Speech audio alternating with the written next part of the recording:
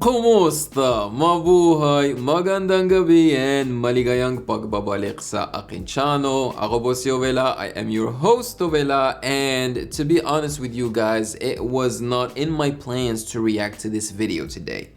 Originally, I was supposed to react to 2 short videos, but instead, at the last moment, I was like, you know what? Let's do this. And I'm talking about the video entitled The 2022 Presidential One-on-One Interviews with Boy Abunda featuring former Senator Bongbong Marcos. Okay, so you guys contacted me on Instagram and asked me to react to this because you know that I previously reacted to a bunch of videos about Bongbong Marcos and his father, and that I actually really enjoyed because I thought it was fascinating, even though I'm usually not into politics, but I honestly thought that the history there was extremely interesting. But I saw that this interview was an hour long, and I thought that was too long, especially if they were gonna talk in Tagalog. But a little bird told me on Instagram that 10% of it was in Tagalog, which means that 90% is in English, which is awesome, okay? And yeah, consider following me on Instagram at Music Game News, because that is where you can DM me your suggestions, and that is where, that little bird told me about this video. Alright people, get ready for an hour-long reaction video. It's probably going to be longer than that because I'm probably gonna pause and give you my opinion about a few things, So, get some food, put it next to you so that you can eat at the same time, or hydrate, with some water or whatever you have available to you. All right, without further ado, let's get to it.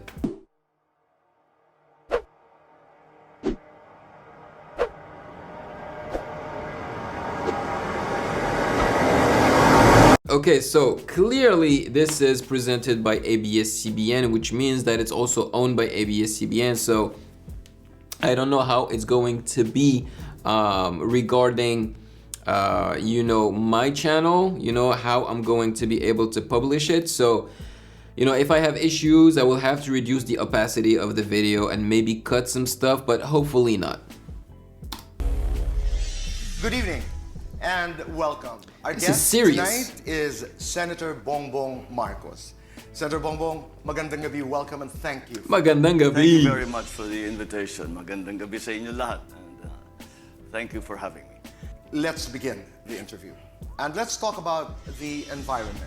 Specifically, the issue of mining, which is one of the most controversial environmental issues. Noong Abril 2021, President Duterte lifted yung 9 na taon na moratorium on granting new mining permits. Ito'y ginawa niya through Executive Order 130. December 2021, ang DNR naman, ang Department of Environment and Natural Resources, also lifted a ban on open pit mining. Ito na may ginawa nila through Mining for what exactly? Executive Order number 2021-40. Pinuri po ito ng mining industry. Samantala, binatikos naman ito ng mga environment and human rights defenders. Ang aking tanong, Senator Bongbong, you're applying to become the next president of the Philippines. Yup. If elected, pagtitibayin mo ba ang mga desisyong ito ni President Duterte at sa kanang DNR o ipapawalang bisa?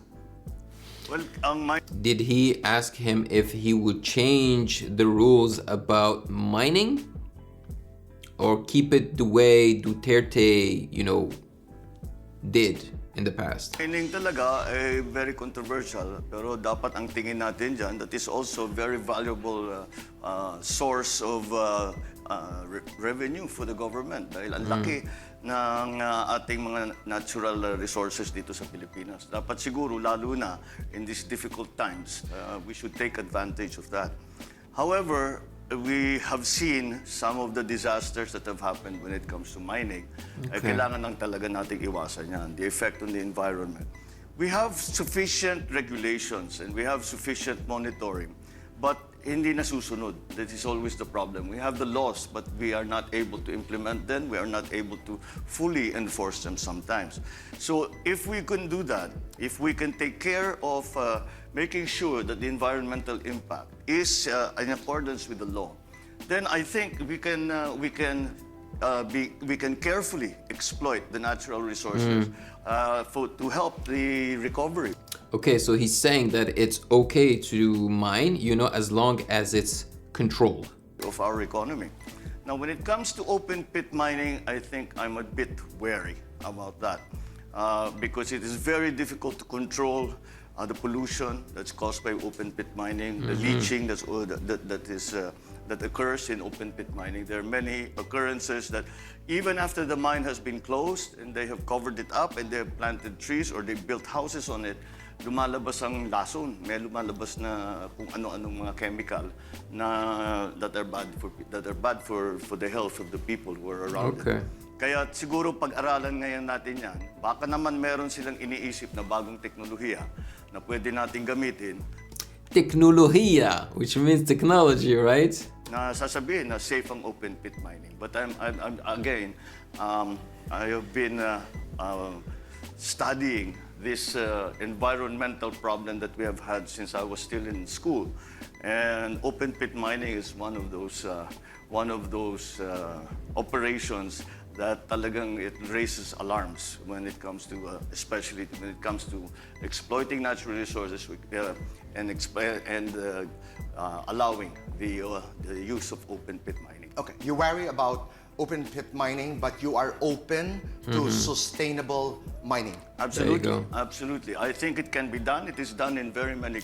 I also decided to react to this because it's Boy Abunda, man. Boy Abunda is like the best interviewer in the Philippines, I feel like Tony Gonzaga is trying to be as good as him.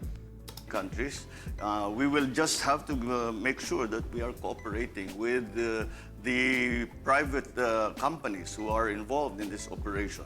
And I think that there are great opportunities to be had, so long as I say we are very careful about it. One of the things that we have in the Philippines is nickel. Nickel is an essential part now of batteries, the battery technology. So that is going to explode, and it already has actually. And that is something that we can take advantage of. Okay, so he said it's something that's going to explode. I thought like literally, but he meant like it's going to be more popular with time and they can actually exploit that and make money off of that. We have sources of lithium, also battery technology. So there are really there's so much potential in all of that. So I think we have to look at everything because we have been left by the COVID in a very precarious economic situation.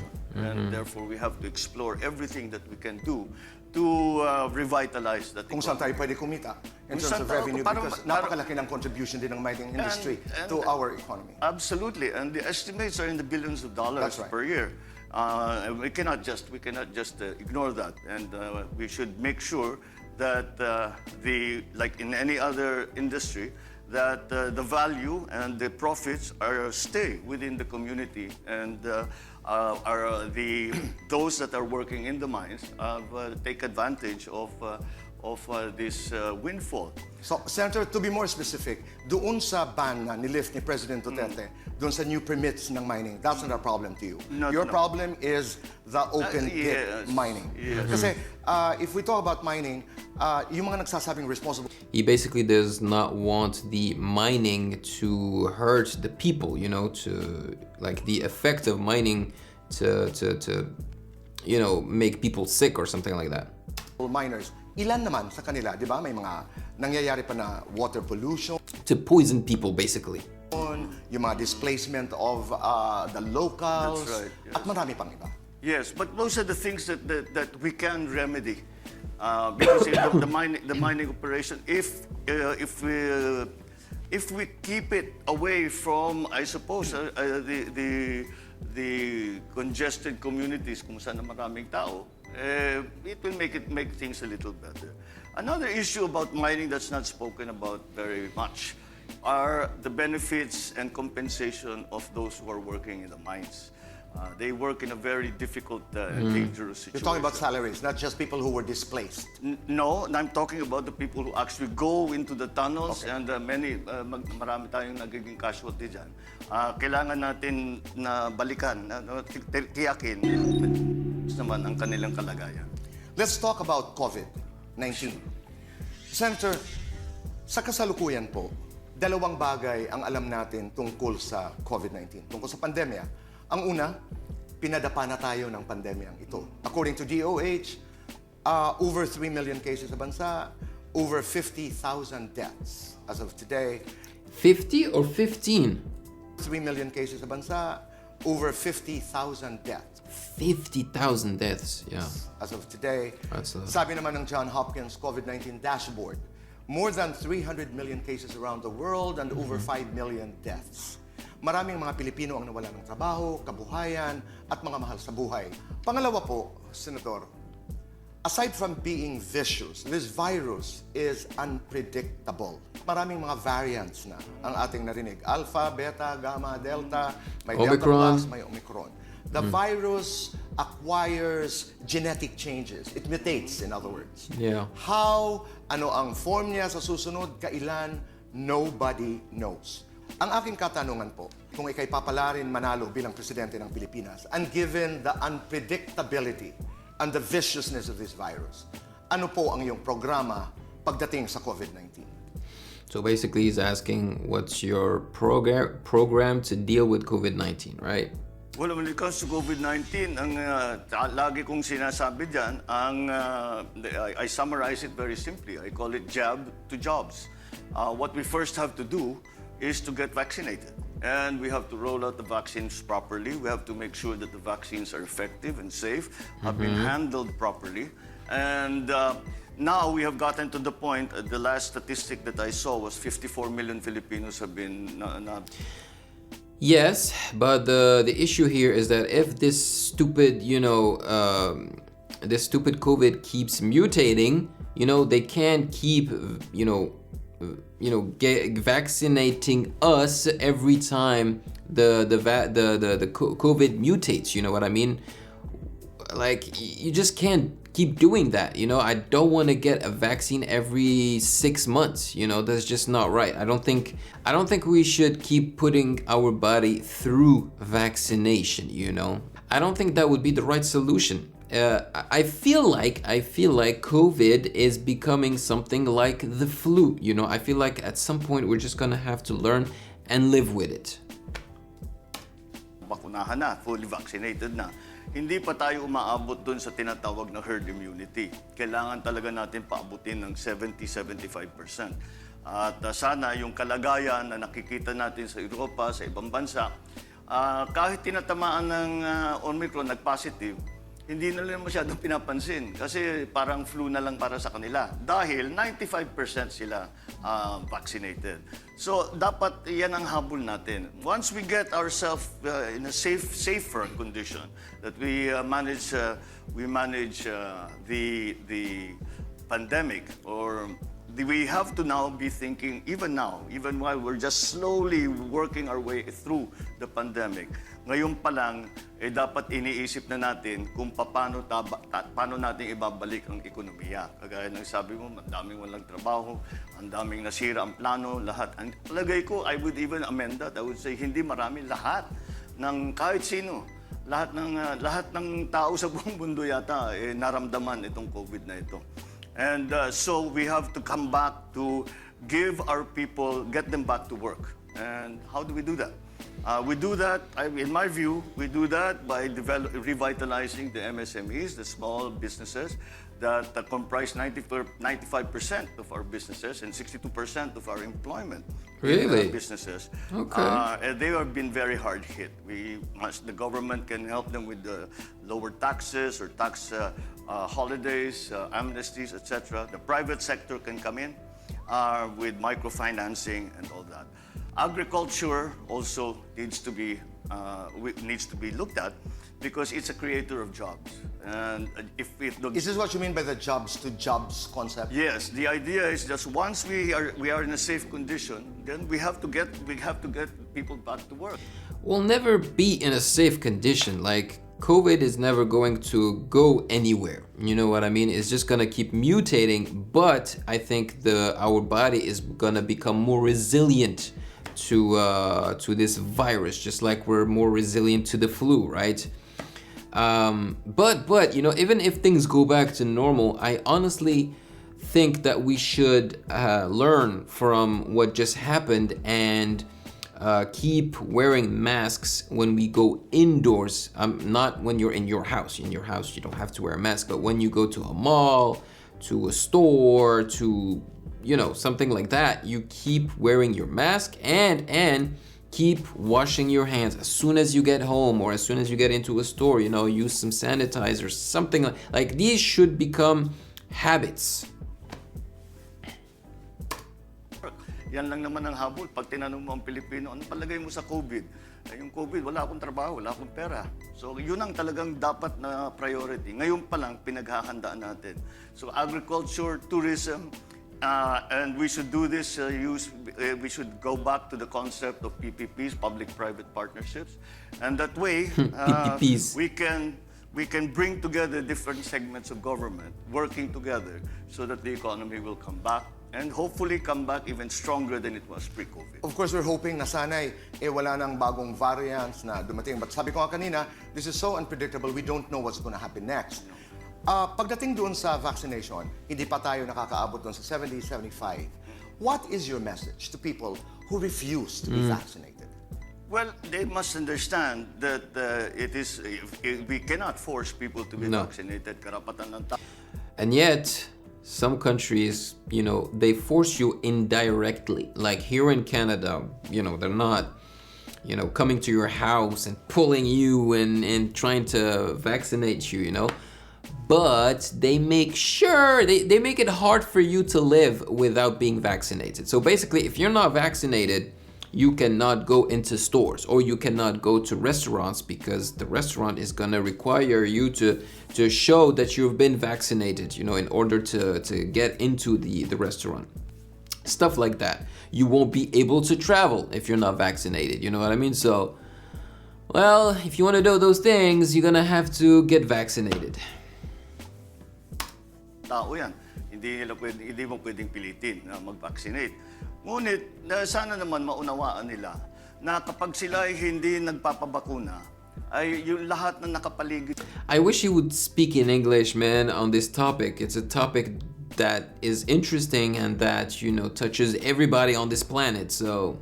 Sa kanila, pati na yung kanilang mahal sa buhay, kanilang pamilya, mga kaibigan, yung kanilang kabarangay, lahat yan ay linalagay nila at risk yan. Dahil kung sila ay tamaan, ay ikakalat nila yan. Ang statistic ngayon, ang mga nasa ospital na tinamaan ng Omicron na 85% are not vaccinated. Kaya't maliwanag naman ang science na sinasabi, malaking tinutulong ng pag-vaccinate. Kaya't sana hikayatin natin sila, sabihin natin, paliwanag natin. So I think he said that 85% of people who got the Omicron, who were infected by the Omicron variant, weren't previously vaccinated, okay? Which kind of means that if you were vaccinated, your likelihood of getting, you know, the virus is lower. That will also, yung nangyayari ngayon, it will also limit their own options when in their everyday lives. Hindi makapunta sa restaurant, hindi makapunta, hindi makasakay sa public transport, all of these things. So, but rather than punish them, I think we should really punish them. Love it. It's not punish them, it's punish them. Convince them that this is important. It is important for your work, it is important for your community, for your family. You spoke about the socio-economic recovery of people. Very briefly lang, yung lockdown. Your comment? No more lockdowns. Hindi na kaya ng Pilipino mag-lockdown. Hindi na nila kaya. Agreed. We had a brief lockdown again, because of Omicron. It lasted, I think, 2 weeks or something like that. But I honestly did not see the utility in it. It's just not, no. It is too hard. They're going to too much hardship already. They just cannot do it. Maraming nga sinasabi, yung labag sa protocol, sinasabi, hindi na bali magkasakit basta may kita ako. Let's talk about poverty. According to Philippine Statistics Authority, PSA, October ng 2001, 3.27 million ang walang trabaho. October 2010, 2.79 million Filipinos had no work. October of 2016, 2 million. Wow. That's a huge number. I mean, how many Filipinos are there in the Philippines? Like around 100 million? Wow, 3 to 4% of Filipinos? Million. October of 2021, 3.5 million ang walang trabaho. Ayon naman sa SWS, Social Weather Station, ang mga kababayan nating nagugutom in percentages taking into consideration the fluctuation of the population. Ang third quarter of 2001, 9.3% ang nagugutom or people who identify themselves as hungry. Third quarter of 2010, 15.9%. Third quarter of 2016, 10.6%. September 2021, 10% or around 2.5 million Filipinos ang nagugutom. Ang aking katanungan, Senador, sa kasalukuyan, sabi ng PSA, merong 3.5 milyong Pilipino na walang trabaho, 2.5 milyong Pilipino naman ang nagugutom pag ika'y nahalal na presidente ng Pilipinas. With these urgent problems of joblessness and hunger, ano po ang inyong gagawin? Well, of course, ang mahaharapin ng bagong administrasyon ay talagang we have to create jobs because we cannot just leave the situation as is. We also nag-uwi tayo ng mga OFW. We're up to about 700,000. Those people who have come home, wala na silang trabaho dahil nawala yung trabaho nila sa abroad. Tapos yung mga gina-graduate natin ng mga estudyante. Kaya talagang ang pinaka-importante ay maparami natin ang trabaho at para pasiglahin natin ang ekonomiya. And again, as I started to enumerate it earlier, I think the way to do it is to go to the MSMEs and give them the support that they need so that makabangon ulit sila, makatayo na naman ang mga maliliit na negosyo na yan. Ang agrikultura is a big creator of jobs. So if the government invests publicly in agriculture, marami yan kasi hindi naman pinag-uusapan yung nagsasaka lamang Pinag-uusapan natin ang mga support systems for fisheries, for livestock. So marami kaagad ang may involved dyan. And it also will take care of the problems that we saw during COVID ng lack of food supply. The other So you start area getting where agriculture, we have a big agriculture. advantage is tourism. Madaling-madali Absolutely, man. Tourism in the Philippines is huge, and you should, yeah. Laki ang Pilipinas because we have a beautiful country. Filipinos are a beautiful people. Yeah. And Like, the Philippines should invest even more on tourism because in the long run, I think it's gonna bear its fruits, and it will bring a lot more money, It will basically pay for itself. it's very easy to bring the Philippines to foreigners To and attract explain to them foreigners. that this is a good place to be. Yeah. But in the meantime, habang hindi To be honest with you guys, lately I've been thinking, if the world goes to shit, okay, I'm just gonna say it. If the world goes to shit, I think I would like to go live in the Philippines. Seriously, I would love to go live peacefully in the Philippines, have a peaceful life in the Philippines.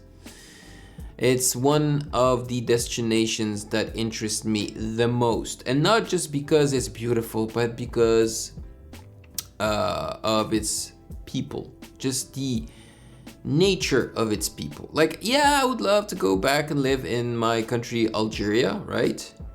But, man, there's something about the Philippines and Filipinos, I'm telling you. hindi pa lumilipad ang mga eroplano, habang hindi pa nakakabiyahe ang mga turistang galing abroad, unahin na muna natin ang domestic tourism. Marami naman sa Pilipino because ang napuna ko is that every time that may area na may tourist destination, magbukas lang ng konti, dagsaan ka agad ang tao. And so that is, I think, one of the possibilities that we can enter into. Senator Bongbong, doon lamang sa hunger, pupuntahan ko lang. Dahil 2.5 million are hungry right now. What is your, I know you're talking about long-term, doon sa paghahanap ng trabaho. We'll talk about it. The small He wants to know short-term. Pero ano ang immediate na solusyon mo doon sa mga nagugutom Immediate na tao? solution. Ngayon, ayuda pa rin. Yung tupad pa rin. Yung rēÄakSH pa rin. Diyan nabubuhay pa ang tao sa ngayon eh. Hanggat yung mga trabahong pinag-uusapan natin, hanggat lumabas na yan at hanggang may pagkakataon na sila na makapagtrabaho ulit, umaasa talaga sila diyan. At Can the government afford that? the government, not forever. Certainly not forever. But we still have to find ways. That's why the government talagang nag-realign ng pondo nalipat from other departments dahil para i-concentrate dito. But it is but even Filipinos understand that hindi.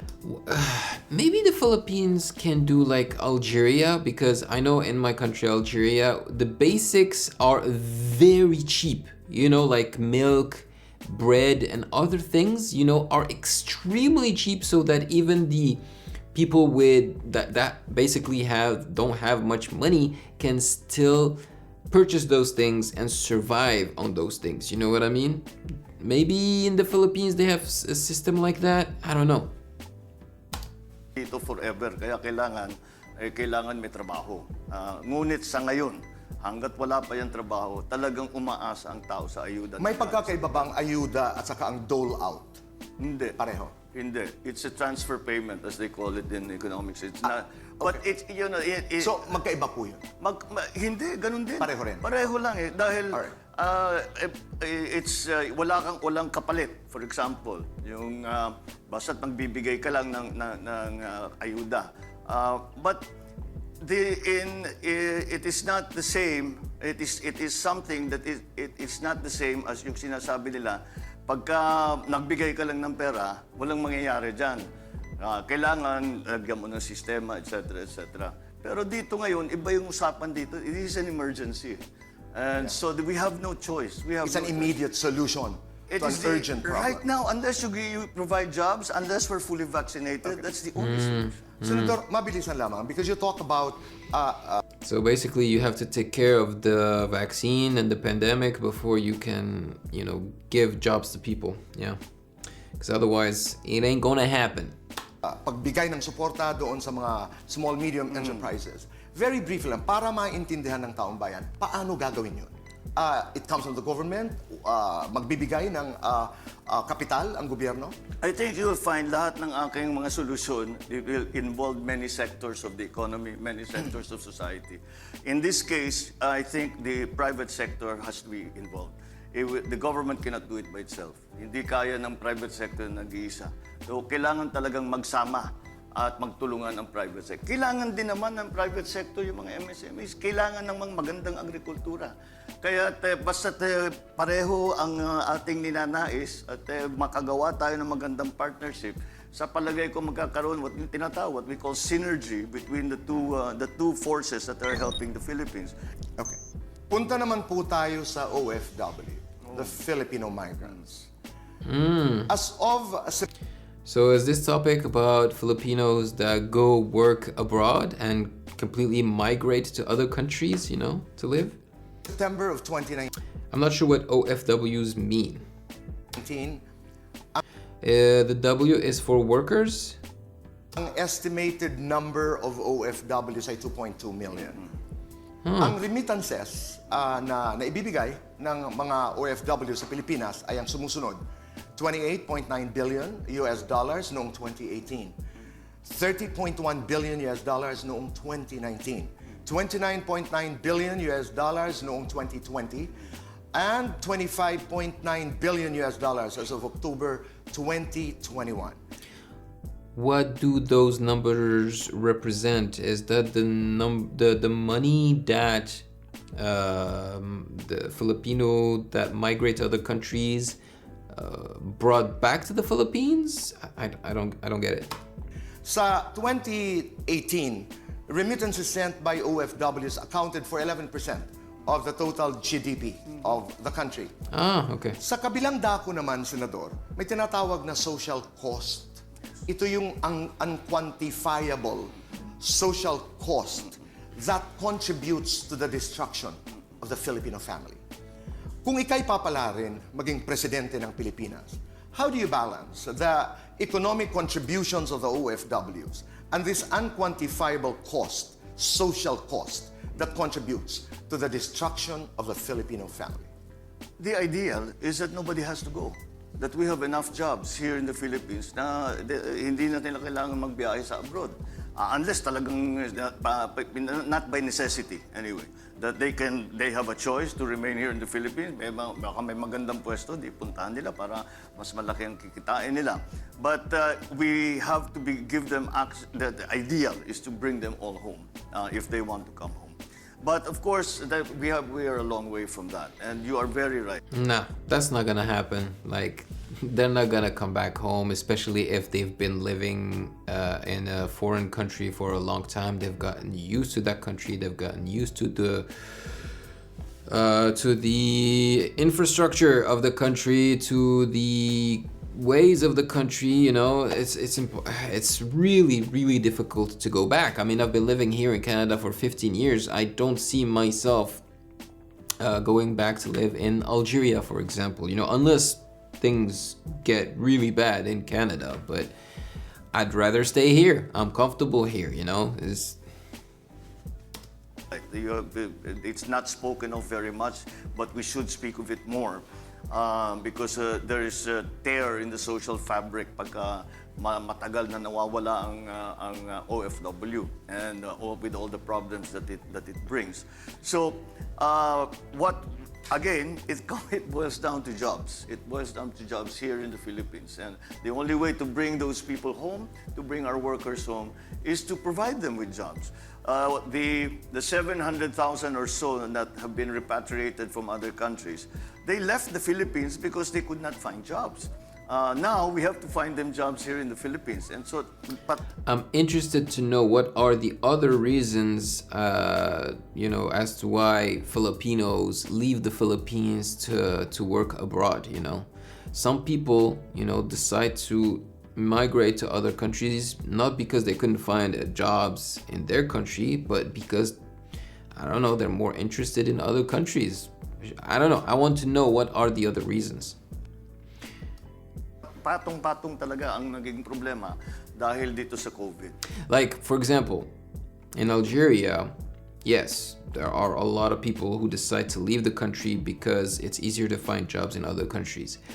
But there's another huge reason, is that when you're Algerian, you basically, your passport doesn't allow you to travel anywhere, really, unless you apply for a visa. And even when you apply for a visa, it's really hard to get the visa, you know.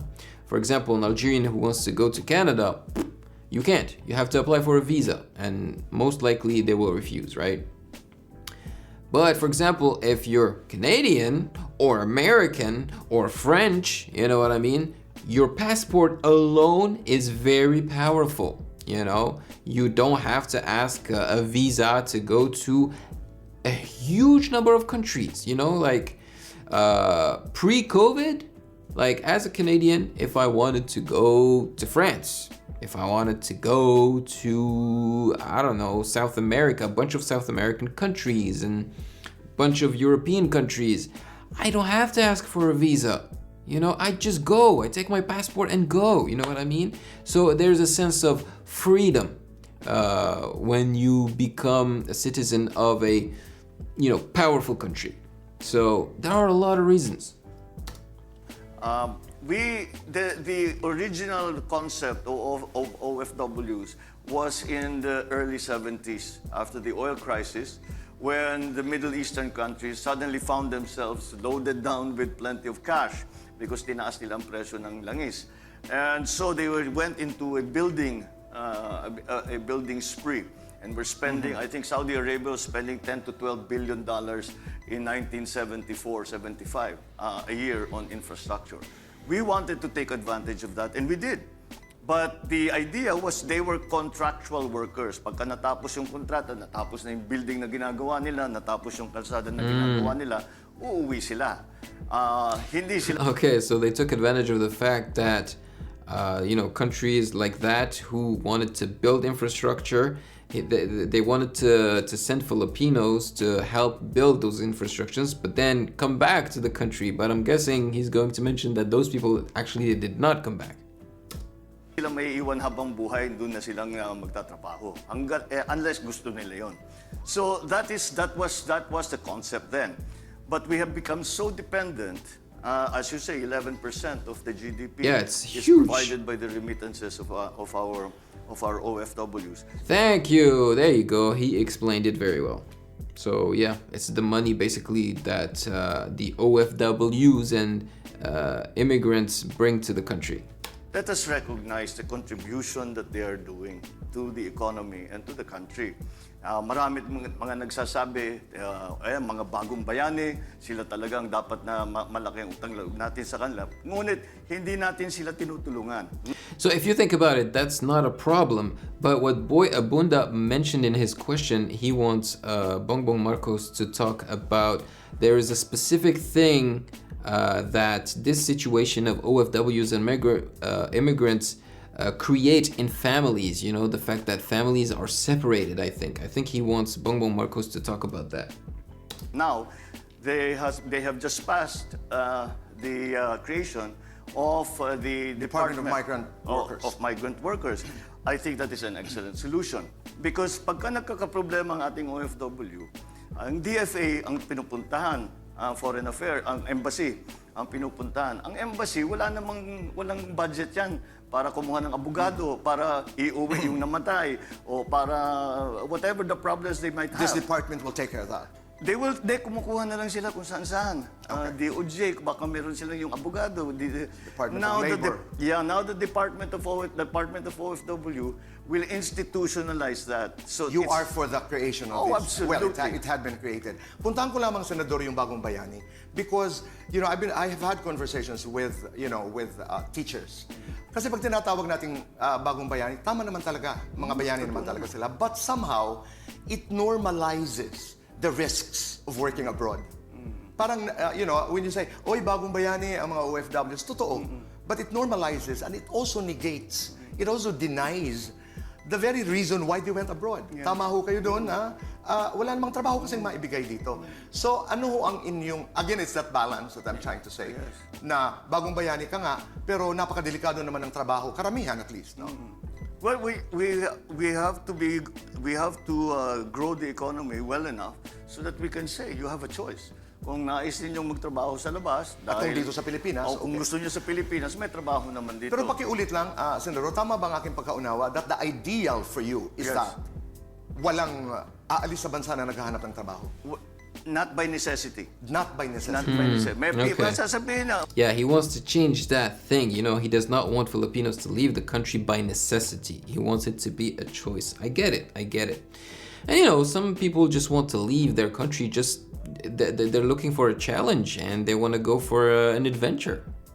may trabaho dito, pero may nakita akong mas maganda, 6 months muna It's yung a kontrata. choice. It's a choice that they must have a choice. Yeah. These people that have left have no choice because they could not find jobs here in the Philippines. I know it is a difficult ideal to achieve, but we must always work to the ideal. And hopefully one day, we will at least mitigate the problems that we are seeing. Hindi na siguro, because it's the ideal, never natin aabutin yan, but we can mitigate all of that. And in the meantime, also mitigate the social problems that you referred to earlier. That's right. The social cost na pinag-uusapan dahil maraming mga pamilya ang naapektuhan. Bibiyak talaga ang pamilya. That's right. Okay. Senator Bongbong, let's talk about social media. All right. Hey, oh my gosh, social media and pornography. Oh my God. Noong 2021, ang year in review, yun ang tawag nila, report ng Pornhub, isang online adult video streaming. I heard that you guys don't have access to pornography in the Philippines. You can rectify me, correct me if I'm wrong in the comment section, but I think you don't have access to that. Website. Sabi dito, ang mga Pinoy daw spend 11 minutes and 30 seconds watching porn, making the Philippines top 1, beating Japan and France. No way! No freaking way! Japan and France are at the top of this list? What the hell? Watching porn, making the Philippines Wait. I have to. ng Pornhub, isang online adult video streaming website. Sabi dito, ang mga Pinoy daw spend 11 minutes and 30 seconds watching porn, making the Philippines 11 minutes, what, a day? 11 minutes a day? Is that it? A week? I don't know. top 1, beating Japan and France. At saka ngayon, some of the known media sites, apps, That must be so uncomfortable. Twitter, Snapchat, Facebook groups ay ginagawa ng alternative porn sites. This is a story about this young American songwriter, singer, Billie Eilish. In an interview, she revealed that 11 years old, she was exposed to porn. Hanggang naging addict siya sa porn. Damn, I had no idea. She was addicted to porn. And she hooked up with multiple sex partners thinking that it was normal because yun ang kanyang napapanood. And she thought that sex was violent because yun ang kanyang napapanood paulit-ulit. Yeah. She revealed in her words, "Porn destroyed my brain. I was devastated. I had nightmares. I suffered from sleep paralysis. Wow. My mental health was damaged." Last December, she turned 20 and she is on the road to recovery with the help of family and the community and a lot of experts. My question is this, hypothetical, nalaman at na-confirm mo na ang iyong menor de edad na anak is addicted to cyber porn. Ano ang iyong gagawin, number 1, bilang magulang? At ano ang magiging pulisiya mo pagdating sa welfare and protection of children? I will give you my opinion really quickly. I don't think we'll ever be able to stop, these industries, right? Like pornography, even like violence, and movies and video games and stuff like that. And yet kids have access to that. But why do kids have access to that? It's because their parents are not doing their freaking jobs, okay? The job of the parent, is to protect the kid, right? To put rules in the household, and don't give them access to these types of things. You have to be knowledgeable about ways to restrict your kids from accessing this type of content. You gotta be patient with your kid. You can't just dismiss your kid. And I get it. You come back from work, you're exhausted, and all you want to do is rest, right? And then your kids comes over and starts yapping. So your first instinct is to give him or her a phone or a tablet or something, and not put barriers between the kid and, the applications and stuff like that. So the kid has access to wherever they want. And I'm sorry, but you have responsibilities as a parent. If you did not want to deal with that, so in the first place, don't have kids, right? But we are past that with some people. So the least you can do is to make sure they can't have access to that type of content. You know what I mean? That's it. Until they are of age. Well, I happen to have approached this problem. Talagang pinag-isipan naming mag-asawa ito. Kasi alam naman natin na we hear of these stories that you have read out. At kinausap namin yung mga anak namin. And to understand, so they understand that this is not normal. Maybe you'll find it entertaining, especially with all your hormones raging as a teenager. But this is not real life, and this shows for you to. I don't know if it's not normal or if it's not real life. It's maybe not it's not the majority, but some people do act that way, you know? Indulge in all of that shows a little bit of a lack of self-worth. Because sa palagay mo, pwede rin ako dyan. Pwede ko rin gawin yan. Ganyan pala ang tao. Ganyan ang ginagawa ng normal na tao. But you know what is being done while you're watching pornography is really violence against whoever is involved. It's a form of violence, and that is why we want to. Most of the time is acting. We are lucky that we have been able to have that talk with our children when they were younger, and I hope that other people will take that example na kausapin ng ating mga kabataan para ipaliwanag. And it's not just talk, because kids don't always understand, man. You have to keep an eye on your kids, you know? You have to monitor your kids. Hindi naman talaga totoo yan. Pero pwede mo yun, pagtatawanan kayo, tignan natin na yan, that's okay, that's fine. Pero yung sasabihin mo, eto talaga, it's been normalized. We have the same problem with violence. There's too much violence, and people in games. People think that that's normal. See, why always go to video games first, you know? Movies. There's a lot of violence in movies, man, as well. And I'm not saying that kids shouldn't, like, you have to restrict certain things. Yeah, an 8-year-old kid cannot watch an extremely violent movie or play an extremely violent video game. People go around shooting everybody.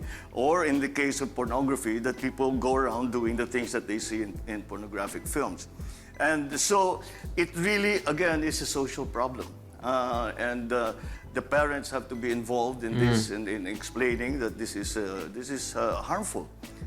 We have to, the parent, teachers are involved. All of the mentors of children have to tell them, have to explain to them that this is not the way we live. How will you put it into policy as president of the country? You can't really put it into policy because he just said it. It's the job of the parents. I mean, if what you guys told me is true, some of these websites are not allowed in the Philippines. So basically, the government is already doing their job, but you know, it's not 100% efficient, you know, like people can always find ways to have access to this kind of stuff. So in the end, you have to fix it at the root, which is parenting. Oh, that is very, very difficult because that is something that that really comes not from government. Government has very little control over what is put over the internet. But this is the internet and social media. Yes, that's the problem. That's the problem. You cannot stop the internet, and you cannot. And I'm sorry, like for example, Instagram. You know, Instagram. For me, you know, like you're not supposed to see pornography in Instagram, right? But there are some pictures that are very close to pornography. It's insane, man. It's really, wow. It can be damaging for kids, that's for sure. You cannot turn it off. Perhaps if you were China, but then because they've closed off all kinds of portals. But it's not something that the government can legislate. I don't believe that the government can legislate. It's a social problem that needs to be dealt with at the social level, at the familial level, there you at go. the teacher level, and also we expose them to what we think are normal and what we think that they should emulate. Yeah, that's also very hard to do because a lot of people are uncomfortable talking about sex. And say, this is what, ito yung gagayahin ninyo. Ito yung mga magagaling, ito yung masisipag, ito yung mababait. Huwag yung mga kalukuhan na How much can government do? Oh, I hate how he cuts him off, but he doesn't have a choice because they only have 5 minutes, you know, to talk about a topic. Only so much, but you can make sure that, for example, that sex education classes are done properly in school, that it's taught in a way that young kids can understand. The other problem about pornography that is, for me, might be even a little more worrying is the source of child pornography. We are always cited as one of the largest sources of child pornography. No way. This for me is the most reprehensible crime Yeah. that is possible to commit. That's so sad. Maybe, What will you do with it? Dahil ito'y laganap ito, Senador. Dahil Ginagamit ang mga bata para pagkakitaan ng pera. Sinasaktan mo yung bata eh. It's the same thing as hitting a child. It's the same thing as Or even worse. Possibly even worse because yung bali ng buto, gumagaling yan. Pero pagka yung sinabak mo yung maliit na bata as ginamit mo for child pornography, That's hindi horrifying. na mawawala sa pag-iisip nila yan. So this is a terrible problem. What would you do as president? Habulin natin silang lahat. I'm sure that we have enough IT people, we have enough technical people who can find where all of this is coming from. There is also another root problem. Walang pinagkikitaan yung magulang. At kadalasan ang magulang ay involved sa ganitong klaseng negosyo. Yun ang pinakamalupit sa lahat. Nakikita natin yung mga nahuhuli, nandyan yung nanay. At alam nila yung nangyayari. Kaya siguro, Why does it look like Bongbong Marcos is crying? Like it's really wet around his eyes. how did they, we also, as if we're public servants, if we're leaders, tanong din natin, how did they get to that state na ibebenta nila yung anak nila para sa ganyang klaseng gawain? Let's go to abortion. Pero rape-related abortion. Sabi ng pinsan, ito yung Philippine Safe Abortion Advocacy Network at Engender Rights Incorporated. Isang Filipina woman at girl raped every 75 minutes. About 1 in every 8 Filipino women who resorts to abortion is a rape survivor. 70 women induce abortion every hour. Complications from unsafe abortion is one of the 5 leading causes of maternal death and a leading cause of hospitalization in the Philippines. That's so sad. 2012 alone, 610,000 Filipino women induced abortion. Over 100,000 women were hospitalized and 1,000 women died due to unsafe abortion complications. Since there is no access to safe abortion in the country, at least 3 women die every day from unsafe Oh my abortion God. complications. Ito po ang aking katanungan. Bilang presidente, at kung ika'y papalarin maging presidente ng Pilipinas, do you think, Senator Bongbong, is it time to enact a law on abortion that would allow pregnant rape victims the choice of legal and safe abortion? Oh yes. I say yes. I think for very severe cases, like you say, the majority of cases are rape victims, and I think that if it can be shown that they were raped and it was not consensual sex and that got them pregnant, then they should have the choice to abort or not. The other is incest, perhaps, if the mother, who is usually quite young, is not capable of has mental deficiencies, or is just not capable, emotionally or mentally capable to take care of a child, to have a child. Maybe those are the cases where we can say that abortion might be justified. But still, for me, the bottom line is, when it comes to the subject of abortion, it is a woman's decision, because it is her body. Meron din mga unusual cases ng nare-rape, pero they keep the child and they raise them as their own. Again, they must be given that choice. And the women, I think, all the women in my life, always, when we talk about this subject, when we talk about abortion, say, it's my body. Yep. I should decide. Yep. And I subscribe to that notion, and I think that's Absolutely. correct. But so that we do not go and get stuck in the moral issues of playing God, etc., or when life begins, all of those debates that have been happening around the world coming to abortion. To avoid all of that, we can make it very distinct and say rape victims, victims of incest.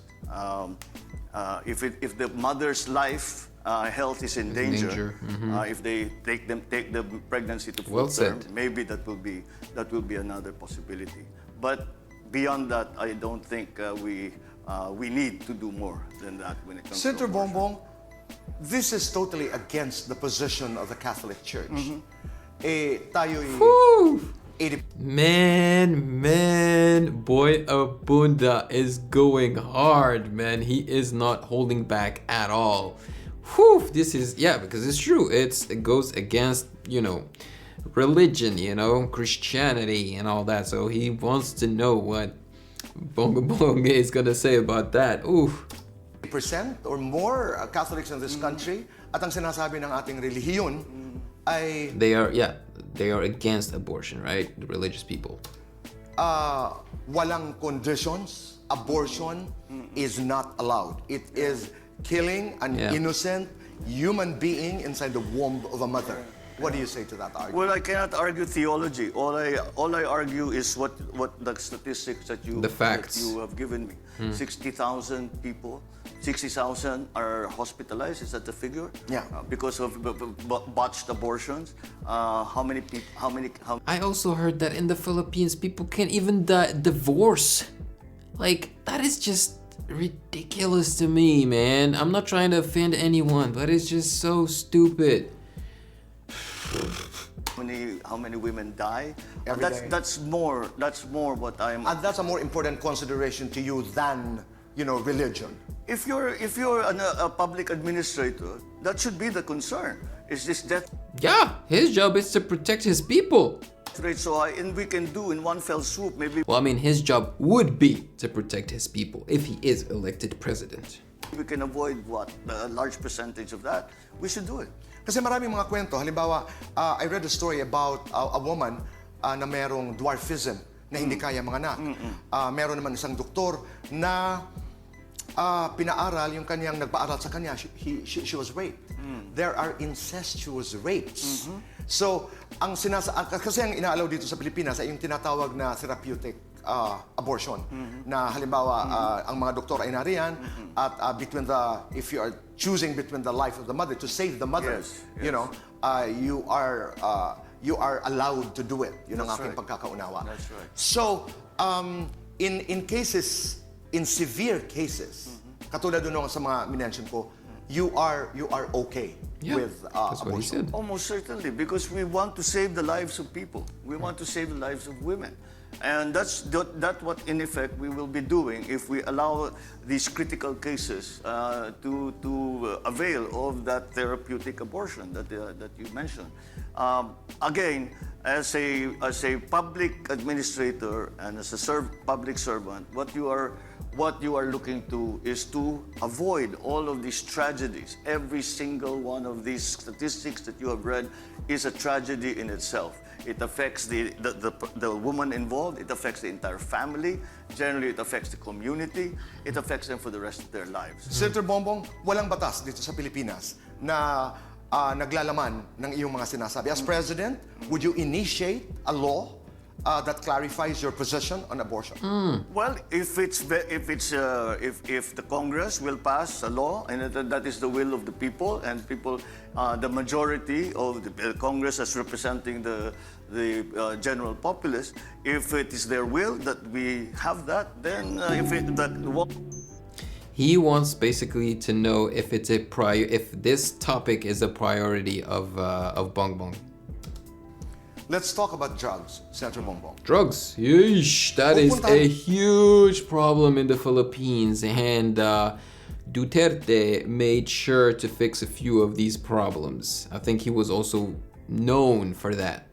Ko yung sinabi ni President Duterte in a speech There you go. sa Ozami City, August 2017. And I quote, "I feel so bad about all of these things kasi nalaman ko paano ko makokontrol in 3 to 6 months ang mga generals na police nandiyan, tapos yung mga Bureau of Customs na inaasahan ko, PI, nasa droga.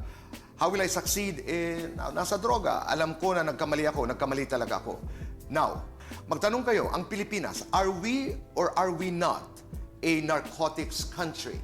Yes, we are. Sabi ko, tama yung silang mga kritika ko eh. Sabi mo, noong nagpresidente ka, 3 to 6 months. Hindi ko alam, pagpasok ko, Davao lang kasi ako. So, ang template ko, Davao. May droga, pero sabi ko, maglaro ka doon, patay ka talaga. Give me another 6 months, that self-imposed time of 3 to 6 months, well, I did not realize how severe and how serious the problem of drug menace in this republic until I became president. My question, Okay. you are applying to be president of the country. Senador Bongbong, how much do you know about illegal drugs in the country? Gaano kalala ito? Is Duterte running again or not? Are we or are we not a narco country?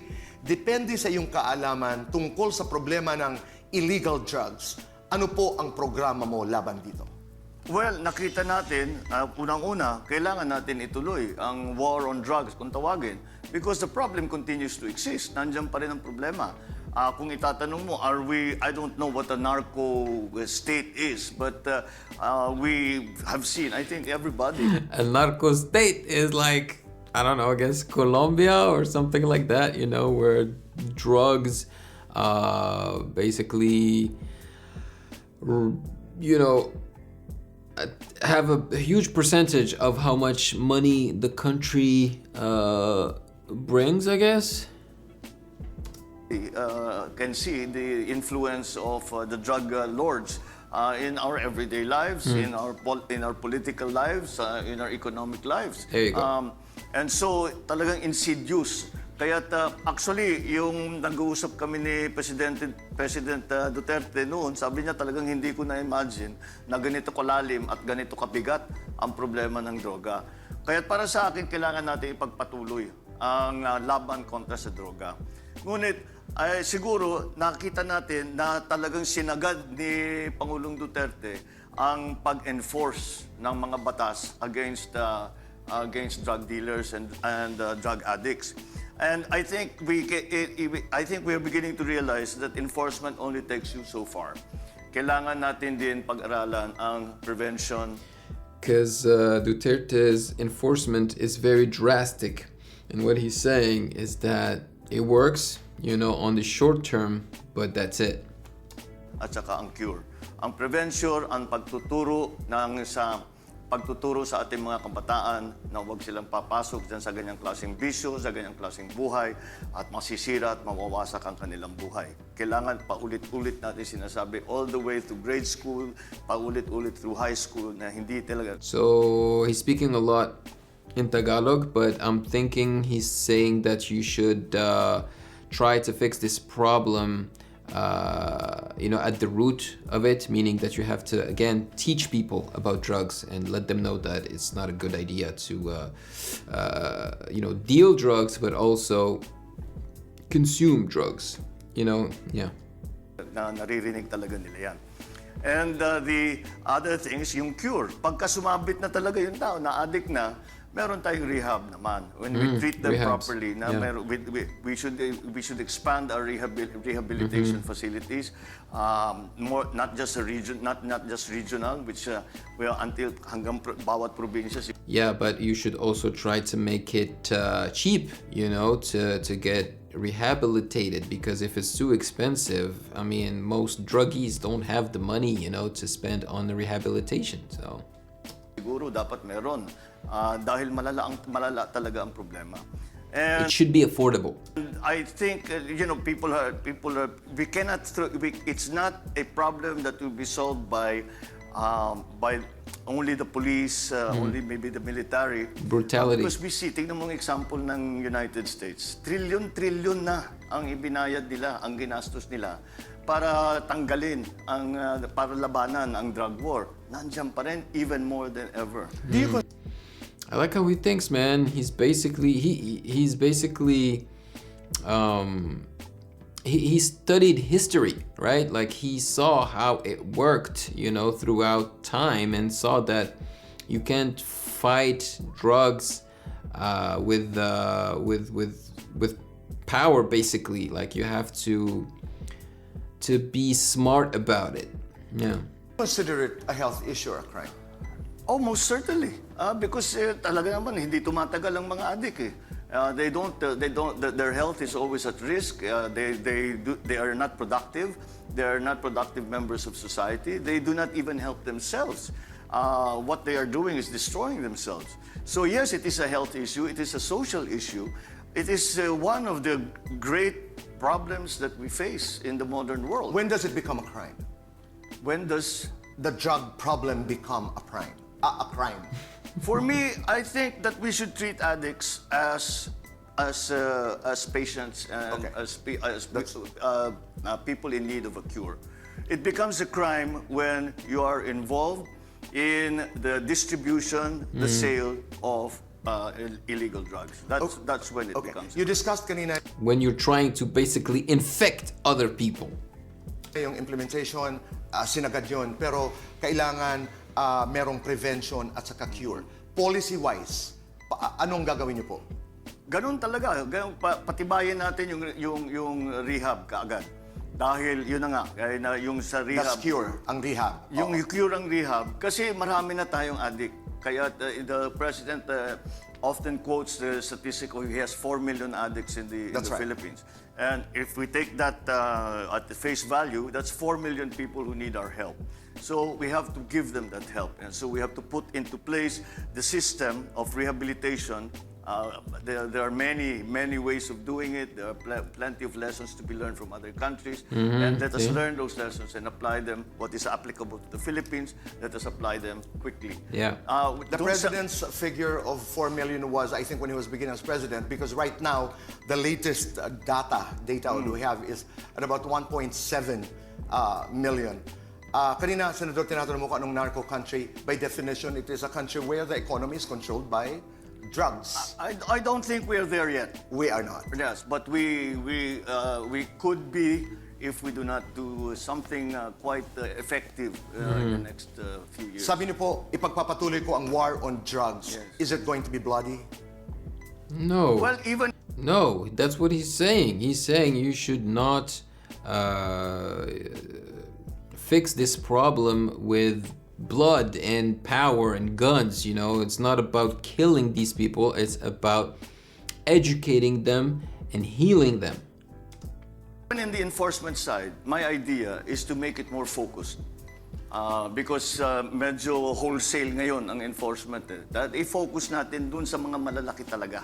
Doon, kilala naman ng lahat yan eh. Malalaman talaga eh. Even a normal person, they know who the drug boss is in their community. So, yun ang i-target natin. Wag na yung pangkaraniwan na... Senator Bongbong, let's talk about utang, Philippine debt. Yes. I'd like you to listen to these statistics from the Bureau of the Treasury. Nang matapos ang termino ni President Erap, ang So I'm guessing he may mention the Marcos's gold, right? utang ng Pilipinas ay 2.6 trillion pesos. Nung natapos si President Arroyo ay 5.1 trillion pesos. Umabot sa 6.5 trillion pesos noong matapos ang termino ni President Aquino. As of end November 2021, ngayong administration of President Duterte, total Philippine debt is 11.93 trillion pesos. Naririnig natin yan na hindi pa ipinanganganak. How much is that in dollars? Nagbabayad ka na ng utang dahil sa laki ng utang ng Pilipinas. Katanungan ko ito. Kung ikaw ang papalaring manalo bilang presidente ng Pilipinas, how do you intend to pay the national debt of the country? By revitalizing the economy. There's no other way. There is no other way to do it. We have to create value in our economy. And that value will be what we will use to service those debts. Hindi naman siguro kailangan, lalo na ngayon na medyo hirap tayo. Although, if you look at the overall statistics globally, we are at about... I'm sure that a lot of people were hoping for an answer of like, I will save the Philippines. I will fix the debt problem with my father's gold. under 60% ratio to GDP. Debt to GDP. Debt to GDP. There are other countries that are close to 100. Meron pang lampas sa 100, nagwa 120%. So we are in a relatively good position, but we find ourselves in this quandary now because of COVID, and we really had to fund a lot of what we were doing to battle COVID by borrowings. Now, the only way that we can recover from that is to, as I said, revitalize the economy. People, you and I are the same. Takot na takot sa utang kasi yun ang ugali naman ng Ilocano, ayaw talagang may utang. Ilocano! But in the business world, to maximize whatever funding you have, you take on some debt. So that imbis na 100,000 ang pera mo, ay nakakuha ka ng 200, 300 na. I hate this system of debt. Just the idea of spending money that you don't own, that is the worst thing ever. Credit, I hate it. I hate it. So, unfortunately, in these countries, like Canada, you can't live here and not have a credit line and credit history, because with that you are able to show people that you are trustworthy and they can trust you if you want to purchase something like an apartment or whatever, right? But in my case, as soon as I use my credit card, I immediately reimburse that amount. I just hate the concept of debt and credits. Na utang, mas marami kang magagawa, mas magandang negosyo mo, madali mong bayaran yung utang. The secret, I think, the important thing that we must be absolutely sure of is that pag kailangan talaga ng utang, mahirap mangutang, ayaw natin gawin yan, ngunit paminsan-minsan kailangan talaga natin gawin yan, tiyakin naman natin na napupunta sa tama. Napupunta sa magandang programa, hindi napupunta sa bulsa ng kung sino man lang. Hindi naman nawawaldas, nasasayang lang dahil sa walang kwentang paggamit. It's really unfortunate that they did not take the time to put subtitles, for this video. At least in some of Tony Gonzaga's videos, her talk show, she translates videos in English, which is very helpful for us. And I think this is very important. The presidential, interviews, I think they're important enough to be translated in English. We have to make sure that the debt that we are taking on is put to good use so that it generates something in the economy, so that we have something, not only do we make a profit out of it, but we're able to service the debt. It's the implementation, really, of the pagda-download ka ng utang is the implementation really of how that funds are used that is going to decide whether or not malulubog ka sa utang o yung utang mo ay pagagandahin ang takbo ng ekonomiya. Diretsahin na ho natin. Dahil there was a time, I'm not sure if this is still happening, but 20% of the national budget would go to debt management. Pero may mga data tayo na nagsasabing, I think this was published, that 20% of the national budget goes to corruption. Damn. Yes. 20% of the national budget goes to corruption. Damn. Well, that's exactly what I'm talking about. If it's going to go into corruption, wala talaga, palubog na tayo ng palubog. The corrosive effect of corruption in the private sector, in the public sector, in any kind of transaction, immediately destroys the transaction. What would you do as president? Well, we have to tighten up our checks and balances to make sure that the money that we are getting, and paying interest on, is used for good things, proper things. It's handled properly. As I said, it's not hindi nababawasan ng mga korap. Buo ang ipapadala mo sa programa at maganda yung programa na pinaglagyan mo ng pera na yun. We have normalized the concept of SOP in this country. Yes. What do you do to that? Well, you just have to minimize it. And What's SOP? I have no idea what that is. I feel like this is the hardest topic for Bongbong because he's starting to sweat. you have to put it. But it cannot be totally eradicated, just mitigated. Corruption is not a Philippine condition. It is a human condition. There are dishonest people wherever you go. And there will be always somebody who's trying to finagle the accounts, who's cooking the books na para meron siyang mabulsa. So, pero kailangan bantayan ng mabuti yan. And that's something, the idea of SOP, that is also comes from the efficiency of government. Why do I say that? If the government's very efficient, very streamlined ang trabaho, walang fixer. Di ba? Wala kang kailangan bayaran. Dahil, normal yun eh. Kukuha ka ng passport, kukuha ng lisensya, maglalakad ka ng permit ng papeles mo. May pinlalapit na fixer, anong kailangan mo? Magbabayad ka na naman. Bawat dokumento na pipirman, babayad ka na naman. Yan yung that's the corruption on the small scale. But of course, the checks and balances also have to work They keep looking to the side because I think the timer is there. on the large scale. And when we are talking about government funds, when we are talking about Senator Bongbong, let's go to the West Philippine Sea. oh, Pag-usapan natin ito. Pag pinag-uusapan ng West Philippine Sea, Scarborough Shoal or Bajo de Masinloc, Panatag, ika nga, and the Kalayaan Island Group na northeastern part ng Spratly Islands. Yan ang inaangkin, hindi inaangkin, yan ang atin. There's a West Philippine Sea na patuloy na inaangkin ng China. Sa Subi, Zamora Reef at Mischief Panganiban Reef ang tawag natin. At iba pa, nagtayo na ang China dito ng mga underground storage, missile shelters, radar arrays, and other facilities. Noong July 12, 2016, naglabas ng desisyon ang Permanent Court of Arbitration, PCA, pabor sa Pilipinas sa issue sa West Philippine Sea. Atin ang West Philippine Sea, sabi ng korte. Pero patuloy pa rin na inaangkin ito ng China. Tuloy din tayo sa pagfa-file ng mga diplomatic protests. As of December 2021, we have filed 241 protests, diplomatic protests, at nakatanggap naman tayo ng 152 na sagot. Tanong, bilang presidente ng Pilipinas, you are also the chief architect of foreign policy. My question is, you are applying to be president of this country.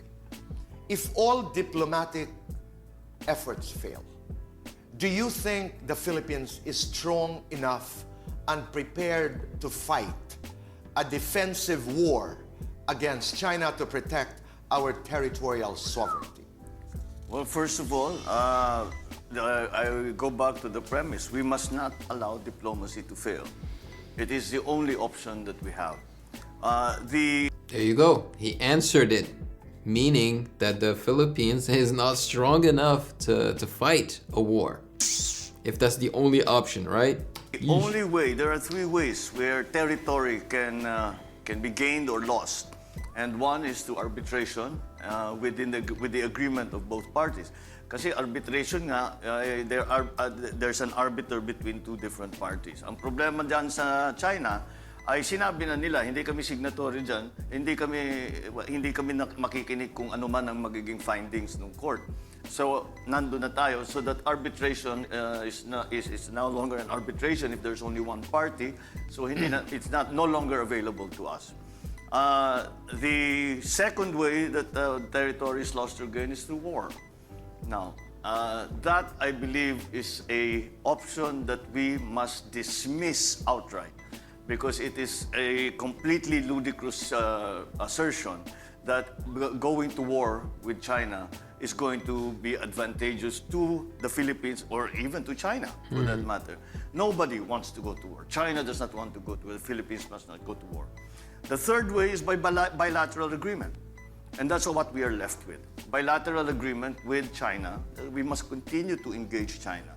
So, if you talk about pure military Okay, so why are they talking about this? Is China threatening the Philippines somehow? capability, I think we all know that to compare the military capability of the Philippines, even if we are building up and we are modernizing our AFP, malayong-malayo talaga tayo sa China when it comes to men and material and capability to fight a shooting war. So, wag na nating pag-usapan yun dahil hindi talaga option yun. We must continue to engage the Chinese. And pag nagpapadala tayo ng diplomatic protest, hindi sapat yun. We have to still continue to try and engage them in all many ways. I always use the example of the United States and China. Maalala ninyo, naging malapit ang nagkaroon ng diplomatic relations ang China at saka ang United States. Nagsimula ang usapan sa ping-pong. Sino naman may akala doon manggagaling yung solusyon? Kaya't subukan natin lahat ng paraan. Yung mga negosyanteng Chinese na may pamilya pa sa China, sabihin naman nila, baka matulungan nyo naman kami dito para baka maayos natin ito. Yung unahin natin, yung maliit lang na bagay, yung mga fisherman na hindi pinapapasok, yung mga mangingisda natin na siguro 100 taong na nangingisda doon, ngayon hindi na sila pwedeng pumasok. Unahin na muna natin yun. Yung kayang-kaya naman siguro na natin kausapin ng China, pabayaan nyo sila. Senator Bong, tuloy-tuloy ang ating diplomasya. I mean, diplomatic, because you said diplomacy must not fail. Pero paano ka makikipag-negotiate sa bayang China na nakikipag-usap ka, halimbawa, pero hindi ka naman siniseryoso? I'll go to the point of the US and China, the ping-pong diplomacy. That's fine. But you know, China and the United States of America are on equal footing. They're both superpowers. This is the Philippines and China, maliit na bayan. Hindi tayo siniseryoso. Nakikipag-usap tayo, pero patuloy naman ang kanilang pagbibuild ng mga structures sa West Philippine Sea. So how do you continue diplomacy? I think that we must engage. There is no other way. Anong ibang mga solusyon? Sasabihin natin, yung United States, pumasok uli kayo dito sa Pilipinas, kayo mag-defend sa atin. Hindi na pwede yun. Hindi na, kasi kung minsan... Pero malaki ang interest nila sa South China Sea. Malaki talaga ang interest nila sa South China Sea. That's about over $5 trillion that pass through. But we have to get past the old thinking nung Cold War na meron tinatawag na spheres of influence. Yeah. Bawat bansa namimili sa US kami, sa Soviet Union kami. Hindi na ganun ngayon. Ang iisipin lang natin, ano yung mabuti para sa Pilipinas? We continue to engage. Of course, we have a very strong traditional, institutional relationship, special relationship with the United States. Did you say you would invite the United States to get involved and help us? No. That is the problem is between China and us. So the United States should be out. If the Americans come in, it's bound to fail. Because you're putting the two protagonists together. And we must understand, dalawang superpower na nasa gitna tayo, lit-lit natin. Ang biro ko nga, bumahing lang na sa bayan, mawawala na tayo sa mundo. Senator Bongbong, doon lang sa arbitration. Sabi mo nga, paano ko mag-arbitrate? Sinabi naman ng China, hindi ko tinatanggap ang iyong imbitasyon. Yeah. Do you think is there value of the PCA's decision saying that the West Philippine Sea belongs to us? There is value because they confirm. Unfortunately, that topic, I didn't understand much of it because, for one, I don't really know the landscape of the relationship between, the Philippines and China, and also because most of it was in Tagalog. Eesh. So the little bird that told me that 10% of this video was in Tagalog, that's not, I don't think that's correct. I think it's 50% at least is in Tagalog. And I'm very surprised that they're not translating things in English because I thought that English was the second official language of the Philippines. Like, I'm not upset that they're talking in Tagalog, right? Because it is the language of the Philippines amongst others. So it makes sense that they would talk in Tagalog, right? But at least translate it, Let's talk about our 10th question. Let's talk about the presidential qualifications. Yes. You are applying to be the President of the Republic of the Philippines. Yup. It's a very complex, gargantuan job. Inilista ko lamang ang ilan sa mga trabaho ng Presidente. Head of Government, Chief Architect of Foreign Policy, Commander-in-Chief of the Armed Forces of the Philippines, signs budget, manages finance, So appoints stressful. justices, recommended by the Judicial and Bar Council, confers National Artist Awards, manages disasters and pandemics, fights drug wars, head of her political party, has power over aliens, has power of eminent domain, practices general supervision over local governments, and pardons convicts. That's how complex, napakalawak, napakalaki, how daunting ang trabaho ng isang presidente. Samantala, sa ating saligang batas, Article 7, Section 2 of the 1987. That's why being president can take a huge toll on the person, That's why you see most presidents age really fast while they have that job. Constitution. Ang qualifications para maging isang presidente ay mga sumusunod. Number 1, natural-born Filipino. Number 2, a registered voter. Must be able to read and write. Number 4, 40 years of age at the day of the election. Number 5 must have resided in the Philippines 10 years before the election is held. Okay. Right now, as we talk, Senator Bongbong, napapanahon na ba para amyendahan ang provision na ito ng saligang batas? Oo, hindi, bakit? Dahil, palagay ko hindi. Dahil Oh my god, this doesn't make any sense to me. Like, he presented the whole thing in English and he asked the question in Tagalog. Gosh. the concept behind the way the Constitution has approached the qualifications for president is to come from the point na sinasabi anyone should be allowed to be president. Dahil mahirap, hindi nakapag-graduate pero marunong naman, dapat pwede, kung talagang kaya, pwede siyang maging pangulo. Hindi kailangan ng mga maging mayaman, hindi kailangan maging sikat, all of these things. And that's the idea behind that. But we also have to recognize that I agree, everyone should be allowed to be president. But not everyone can be a good president. So we have to pick with the fix, if you want to call it that, for that is not to amend the Constitution and to amend the qualifications for president. It is to change the political system in terms of our choice of candidates. Dahil yung multi-party system, kahit na lang sino pwedeng magtayo ng partido basta may pera siya. At tatakbo, maging presidente, wala namang hindi talaga marunong, hindi namang qualified, walang magawa. Dati, nung two-party system tayo, we had the liberal and the nationalista. Within the parties, everybody wants to be president. Lahat yan gusto mag-senador, mag-governor, mag-mayor. Pero sa loob ng partido mismo, ay namimili na. Tinitingnan sino bang pinakamagaling talaga dito, sinong ilalaban natin, sino imamanok natin na pwedeng senador. So pagpili ng isang partido, sasabihin nila, eto mga kandidato namin, ang parang mong sinasabi, eto na yung pinakamagaling talaga sa amin. Ngayon, dun sa kabilang partido, ganun din ang ginagawa. Kaya kung sino man, puro magagaling ang mga kandidato dahil pinagsabong na yan sa loob ng partido. So lumabas ang pinakamagagaling, ang pinakamekaya, kahit sinong mahalal, marunong.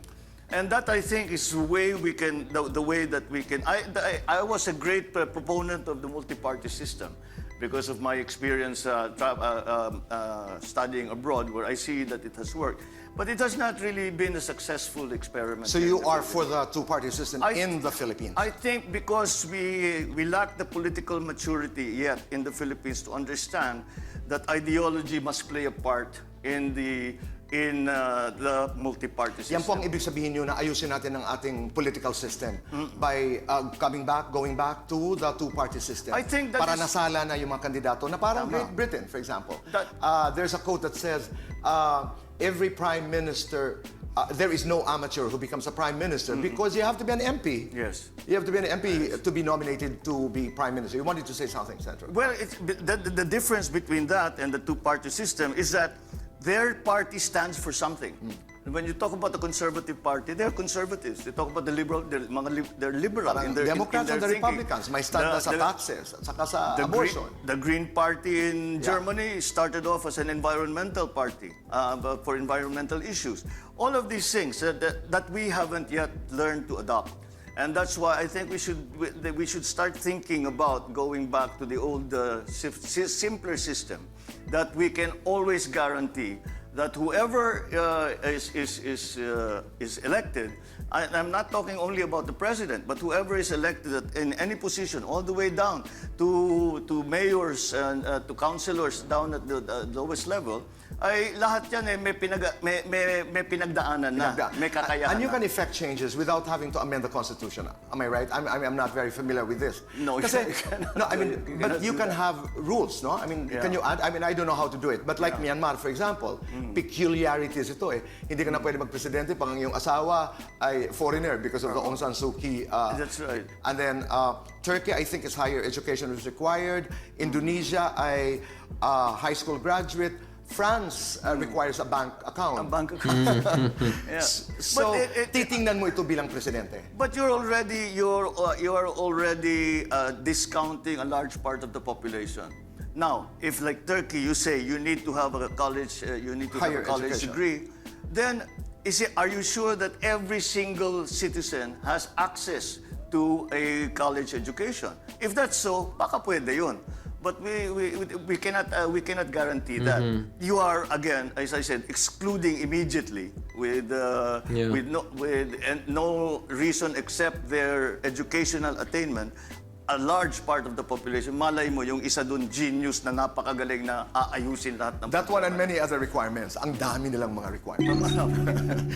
Let's now go to the personal issue-based question, Senator Bongbong. According to Amnesty International, during your father's presidency, from 1972 to 1981, about 72,000 were imprisoned, 34,000 were tortured, and 3,240 were killed. Tanong, itong data ba na galing sa Amnesty International, Senator Bongbong, ito ba ay pawang kasinungalingan lamang? Well, I do not know how they generated those numbers, and I haven't seen them. But let us ask Amnesty International to share that information that they have, and maybe it will help us make sure that the system works, and what alleged abuses occurred should not occur again. I think that's the only way that we can remedy that situation. Now it's time to do our political fast talk. Okay. We have 60 seconds to do this. Senator Bongbong, bakit hindi dapat iboto si VP Leni Robredo? Are you going to ask me this of each of the presidential candidates? Well, I'm very hesitant to answer that because I do not believe and I do not indulge in negative campaigning. But I will go Nice, well said. And I will say that I believe that none of the other candidates have yet come to the conclusion that unity, ang pagkakaisa, ang ating pangangailangan. At doon magsisimula ang ating pagbalik na dito sa krisis ng pandemya. So that's your answer to Mayor... I like the fact that he does not want to win by dragging the other contestants' name in the mud. You know, he does not want to say bad things about them. That he wants to win fair and square. Isko, Senator To Lacson, all of them. I said because and Senator Pacquiao. and because of they have not seen that unity is a critical part. Then they have not been able to come up with a specific program, a detailed program for what we will do in the next years to recover from. Bakit pandemic. ikaw ang dapat iboto? Yeah, it's a converse of that because my message is about unity. And Narito na po tayo sa ating final question, answerable in 60 seconds, and I don't get to follow up. Okay. And the question is, March 19 of 2018, President Duterte withdrew the Philippines from the Rome Statute. When the withdrawal took effect on March 17, 2019, ang Pilipinas was no longer a member of the International Criminal Court, ICC. The withdrawal happened matapos sa anunsyo ng then ICC prosecutor Fatou Bensouda ang pagbubukas ng preliminary examination sa Pilipinas with respect to the alleged crimes against humanity na nagaganap sa bansa dahil sa war on drugs. The President has threatened to arrest the ICC prosecutor if she conducts activities here in the Philippines because we are no longer an ICC member and the ICC has no right to do any investigating. November 10, 2021, the Philippine government requested a deferral of the ICC's request for examination under the principle of complementarity, claiming that the country had begun its own investigations. The current ICC prosecutor, Karim Khan, in a document dated November 18, sabi niya they will temporarily suspend its investigation into the Philippines as it assesses the scope and effect of the government's request for deferral that cited the investigations being done ng ating Department of Justice. Human rights advocacy groups are urging the ICC to proceed with the investigation, to not further delay justice for the victims. The question is, hypothetical, sumulat ang ICC prosecutor na si Karim Khan at nagre-request na siya at ang kanyang team ay pumunta dito sa Pilipinas para simulan ang preliminary investigation sa di umano'y mga krimen laban sa sangkatauhan na may kinalaman sa war on drugs ni President Duterte. Ano po ang inyong gagawin? Papayagan mo ba sila pumunta dito sa Pilipinas? Oo, hindi, at bakit?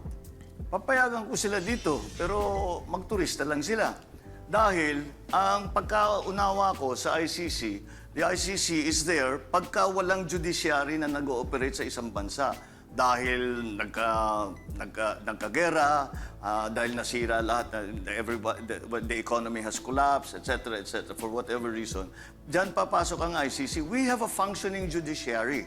And that's why I do not see the need for a foreigner to come and do the job for us, to do the job for our judicial system. Our judicial system is perfectly capable of doing that.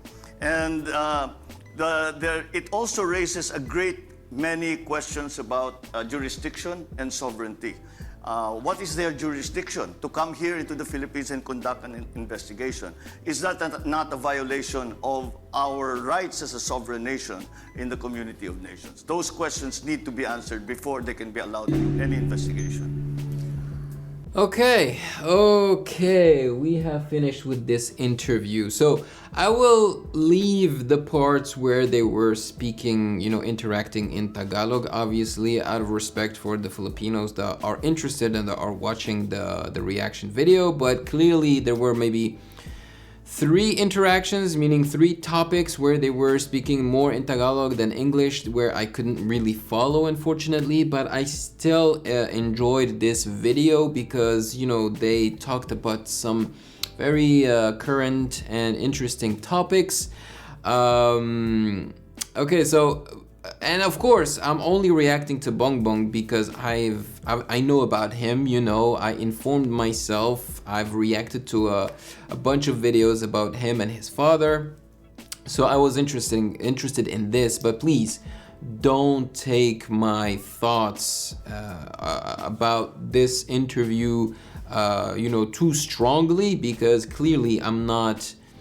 First of all, I'm not Filipino, and I haven't seen the other interviews, so I have no idea how Bongbong Marcos compares to the other, I'm just gonna call them contestants. So I have no idea, but I still enjoy, I feel a good vibe from Bongbong Marcos. I like the way he speaks.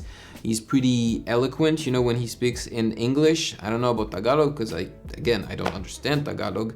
I just understand a few words, siguro, maraming salamat po, magandang gabi, stuff like that, like words that I use in my videos. Boy Abunda, as usual, did a fantastic job. My only gripe here is that I like the fact that Boy Abunda has like a tie and, he's well dressed, but I don't like the fact that he has a hood. When you're there, when it's formal and you're interviewing a potential president, I don't think you should wear a hoodie, He could have worn something that is that soft, but just without a hoodie, you know what I mean? Also, even Bongbong, he doesn't have a tie. I don't know, man. I feel like he should have worn a tie, something more classy, I guess, more formal. But then again, maybe this was informal, I don't know. But I hope I won't have issues, publishing this video. So I hope you guys enjoyed it. Let me know in the comment section below your thoughts. Usually when I react to something about, like Philippine politics or the Bongbong family, you guys go crazy in the comment section. So please, you have all the rights to, share your opinion as long as you do it respectfully and you respect others' opinions as well. So there you go. Maraming salamat po. I do wish a healthy campaign and healthy election to the Philippines, and may the best candidate win. There you go. Take care of yourselves. Have a great day. Stay safe, and I will see you in the next video. Peace. Thank you for watching. Subscribe here and please like the video to show your support and appreciation for my work, and turn on the notification bell to be poked for future content. Yayayum!